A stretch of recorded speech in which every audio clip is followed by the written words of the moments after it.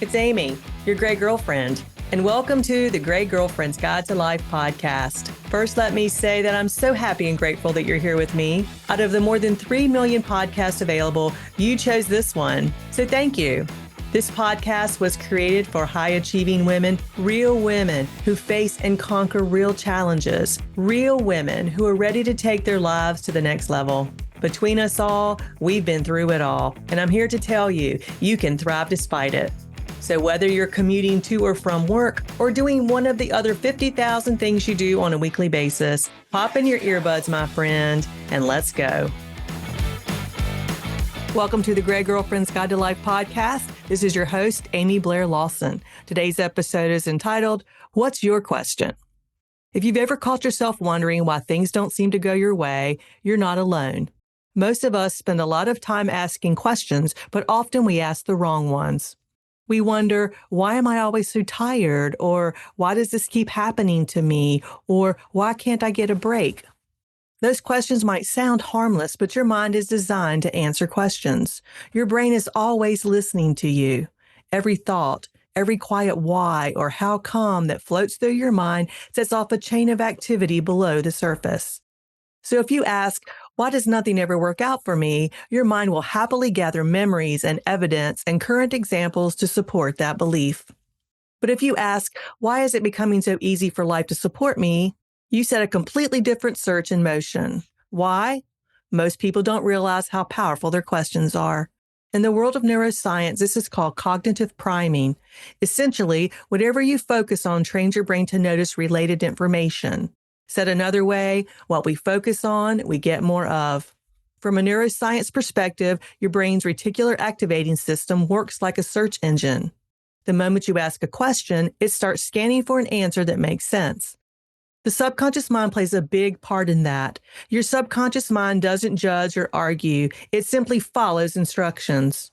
Once something matters to you, and by that I mean something that you think about a lot, your brain naturally starts filtering the world through that lens.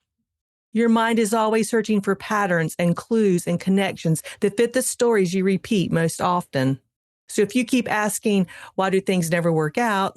Guess what shows up clearly in your awareness? More proof that things don't work out. But when you ask, why is it getting easier to attract opportunities that are right for me? Your reticular activating system begins to highlight experiences and clues that align with that expectation. So when you change the questions, you haven't just changed your mindset, you change what your brain is programmed to notice. Your subconscious mind is always paying attention. Dr. Joseph Murphy explained it beautifully in his book, The Power of the Subconscious Mind. Dr. Murphy explains that your subconscious doesn't argue. It accepts what you consistently think about and turns it into form. It's like rich soil. Whatever you plant, it grows. The quote-unquote planting that happens through your thoughts and words and questions are some of the most powerful seeds there are. Every time you ask yourself something, you give your mind a direction. You give it a focus. So imagine what could happen when you repeatedly ask yourself, why is it so easy to stay healthy? Or why do opportunities come to me at just the right time? When you ask these questions, you are training your brain to notice every person and idea and situation that syncs up with that belief. There's a science behind asking better questions. Psychologists call this the question behavior effect. The tendency for people to act in ways that align with the questions they repeatedly ask themselves. When you ask a question, your mind opens a sort of mental file that stays active until it finds something to close it with. That unfinished state is known as the Zeigarnik effect. We naturally remember what's incomplete because our brains want closure. In short, if you ask the question, why am I doing so well lately? Your mind feels compelled to keep finding answers, both in memory and in real time. Neville Goddard often talked about assuming the feeling of the wish fulfilled. A well-phrased question does something very similar. It lets you, quote-unquote, try on the emotional reality of success or health or ease without your mind resisting it because you're not declaring something untrue. You're just asking, why is this true for me? And that curiosity opens doors that strict affirmations sometimes can't. So how do we craft the right kind of question? A good question strikes a balance between believable and expansive. It stretches your thinking just enough to invite a new possibility, but not so far that your mind rejects it. I encourage you to give it a try. Try starting your questions with something along the lines of, why is it becoming easier to, and then fill in the blank? Or, how did I start to, and then fill in the blank? Or, what's helping me to, and then fill in the blank? These frames encourage forward movement instead of perfectionism or pressure. Here are a few examples you can borrow and build on. Why is it becoming easier for my ideal clients to find me? Why does my body feel stronger and more energized every week? How is it that great ideas show up exactly when I need them? Why do I naturally attract supportive, kind people? What makes it easier for me to stay calm and confident in new situations? These examples are simple, but they work because they shift your focus from doubt to curiosity. Don't you just love a simple, effective solution? I know I do. So why does this work so well?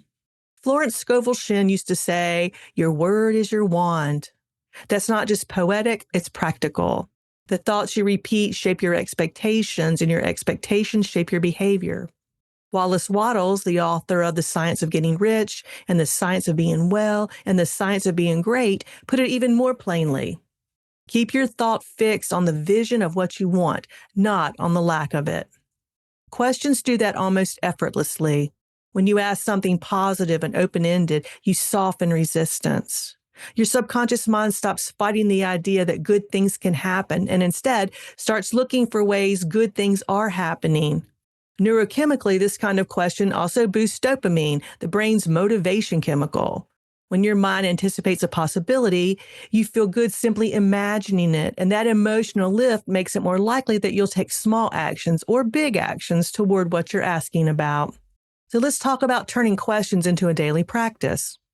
If you'd like to try this yourself, and I hope you do, here's a simple routine that works remarkably well. First, start with 3 questions each morning. Write them down. They can be the same questions every day or new ones based on how you feel. Second, notice your thinking during the day. When you catch yourself asking an unhelpful question, such as, why is life so hard? Pause. Take a breath and reframe it into something like, what's working out better than I realized? Third, repeat your questions before you go to sleep. Your mind is most open and receptive right before you drift off to sleep.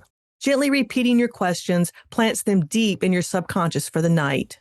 You'll start to notice small shifts at first, such as a lighter mood or clearer decisions or more coincidences that seem meaningful. And with practice, those little changes compound into bigger ones. So let's put a bow on this. The quality of your life often reflects the quality of your questions. Poor questions keep you stuck in old patterns, while empowering questions guide your attention toward potential and creativity and courage. When in doubt, ask something that assumes a good outcome, even if it feels like a stretch at first. Ask yourself, why is it getting easier to trust that things are working out for me? Or why does life keep surprising me in the best of ways? Or why do I feel more grounded each day? Your brain listens, my friend. It goes looking, and before long, it starts delivering answers that match what you're looking for. And with that, allow me to close by saying this. May your thoughts lead you toward clarity and peace. May the questions you ask each day open doors to wisdom and possibility. And may your mind become a steady ally, guiding you toward all that is good and true and lasting. I'm wishing you peace and plenty of the right questions. Until next time, this is Amy, your gray and constantly questioning girlfriend. Hey, it's Amy. Did you know that what we tell ourselves about ourselves impacts every decision we make? Every decision. So if you're feeling stuck in any aspect of your life, RTT can help. Want to know more?